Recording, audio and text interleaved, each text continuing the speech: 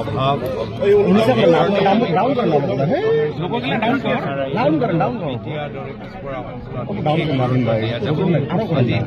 বৰ্তমান চৰকাৰ দিছপুৰৰ পৰা খালি দিছপুৰৰ কথা চিন্তা কৰে, দিছপুৰৰ ঠিকাদাৰৰ বাবে চিন্তা কৰে।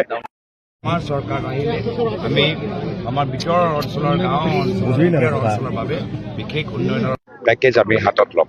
ধন্যবাদ। Thank you. মুখ্যমন্ত্ৰীয়ে আজিৰ তাৰিখত যে তেওঁলোকৰ নিজৰ অপৰাধৰ বাবে পিছত গৈ তেওঁলোকৰ ওপৰত যে তদন্ত হ'ব ভয় কৰিছে। ৰাহুল ডাঙৰীয়াৰ কোৱাৰ পিছত তেওঁ ভয় কৰিছে আৰু আবুল তাবুল কথা ক'বলৈ আৰম্ভ কৰিছে।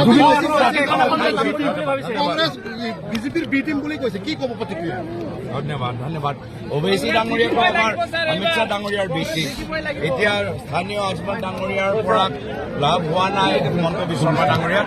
সেইকাৰণে অমিত শ্বাহ ডাঙৰীয়াক ফোন কৰি আমাৰ ৰাষ্ট্ৰীয় বিজেপি দলৰ বি টিমক অসমলৈ মাতিছে।